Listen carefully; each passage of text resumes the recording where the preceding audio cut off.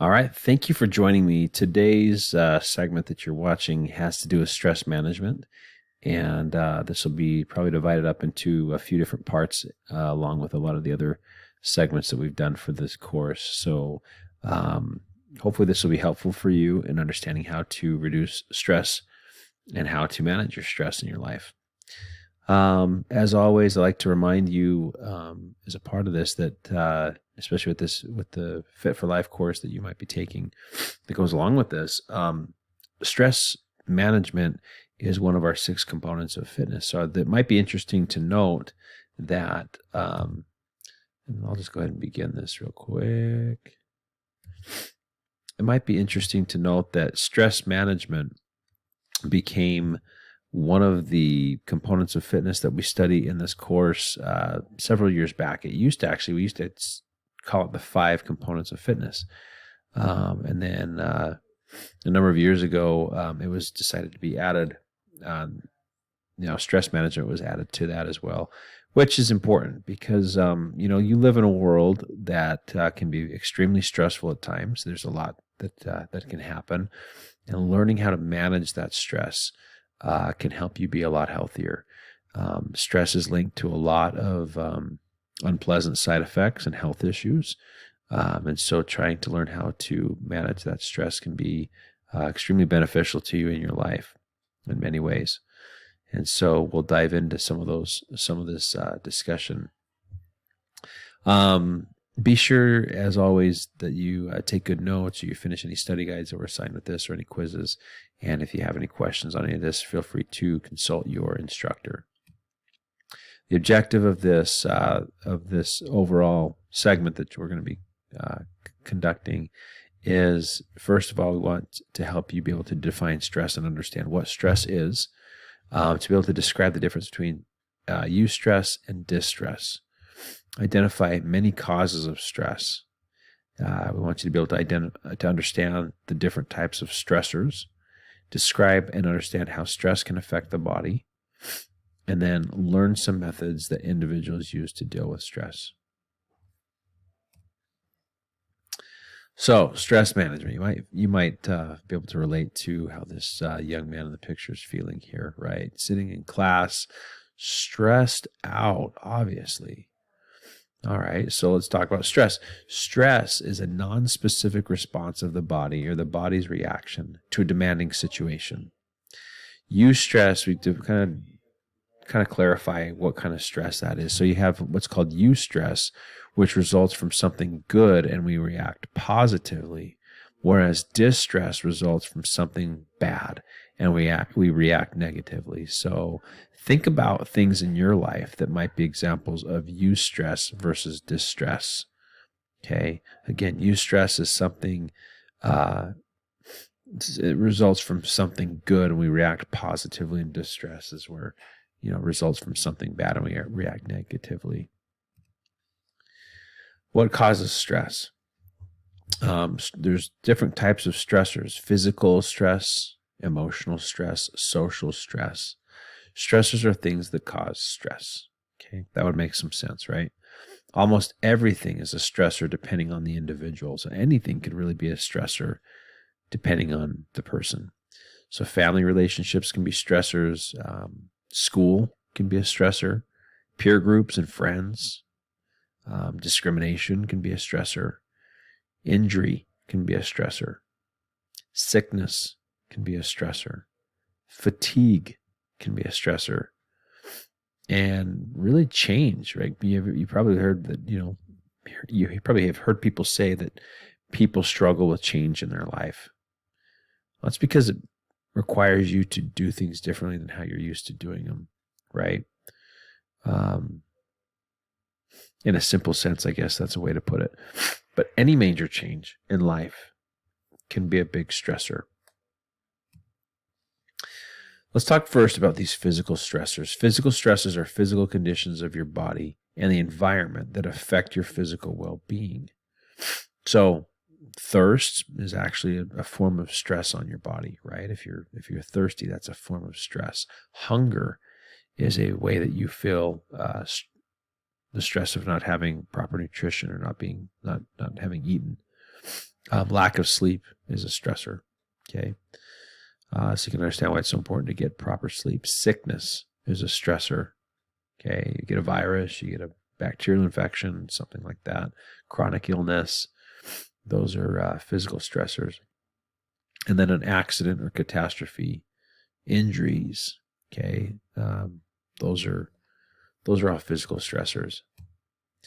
Emotional stressors are the stressors that affect your physical and emotional well-being. So worry, if you're worrying about something, if you have fear of something, if you're going through grief and experiencing grief because of something that's happened or something that you perceive, depression is a form of emotional stressor. And then anger is also an emotional stressor. Let's talk about social stressors. Social stressors arise from your relationships with other people. So family can be a source of social stress. Friends can be a source of social stress. Teachers can be a source. Employers and even your peers can all be sources of social stress. So how do we react? Our body goes through 3 stages under stress. You need to know what these 3 stages are. By understanding what stages our body goes through, it can help you understand it better, and then hopefully help you learn how to improve your response to stress. The first is what we call an alarm stage, which is referred to as fight or flight. This is when the body, you might have heard of fight or flight. I think it's talked about quite a bit, it seems like lately, but this is when the body reacts to the stressor. Anything that causes you to worry or get excited or causes emotional or physical changes can start the alarm reaction. Okay, and this is an automatic response that your body is conditioned and just automatically kicks into. It's actually a survival response. Fight or flight is the body's natural protective technique. We react the same to both positive and negative types of stress.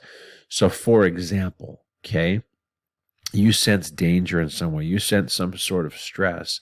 Your body's initial reaction at that alarm stage is fight or flight, which means you're either going to fight, you're going to fight it, or you're going to avoid it. Okay, you're going to run from it in some way. Okay. During the alarm phase, adrenaline is released, right? You might have heard a lot about adrenaline. Adrenaline is the chemical which gives our body energy to perform physical acts. In an emergency, our adrenaline amount rises. So you show up at like the scene of this accident right here, right? The first thing that's going to kick in is probably an adrenaline response. One of the things that firefighters and paramedics learn how to do is when they arrive on a scene, a lot of times it's normal for them because they're in a stressful situation for it to have a lot of adrenaline released into their system. And so they have to learn how to channel that. They have to learn how to keep themselves calm because they know that if they can keep themselves calm, they'll make better decisions and they'll be able to remember the things that they need to do. Whereas if they get too caught up in the panic or the fight or flight response and that adrenaline kind of gets out of control, it can impede their ability to think clearly. And so you can see here these firefighters, these first responders seem like they're very calm. They're helping this person. And, for sure they've probably had some adrenaline pumped into their system, but they've also learned how to manage it and also how to stay calm, which also helps limit excessive adrenaline that continues to be pumped into their system. Excuse me. Stage 2 is the resistance stage. In stage 2, the resistance stage, the immune system starts to resist or fight the stressor. You feel exasperated and are impatient with trivial matters. You miss your sleep schedules and find your resistance lowering. The normal indications of this level are exhaustion, weariness, anxiousness, and being forgetful. So this is actually interesting. I want to just stay on this one for just a second. It's fascinating to me that a person can go into this resistance stage where your immune system actually starts to fight the stressor. So it's like your immune system's like something's wrong. We're just experiencing major frustration, down here. And your immune system will start to actually fight whatever the stressor is. So it can cause even further problems if it gets to that point, right? And then the third stage is exhaustion. In extreme cases, our body is unable to handle the stress and it succumbs to the stressor, and we call this the exhaustion phase. We may become sick or medical treatments may become necessary. If the stressor is too great, as in the case of disease that the body cannot fight, death can occur. So that's just a little introduction to stress and stressors. Hopefully that's been helpful to you. You need to know those different terms, and we'll review those at the end of our final segment. After you've mastered the content from this segment, feel free to move on to the next part in your module, and eventually in the course you'll get onto the second part of this segment on stress management.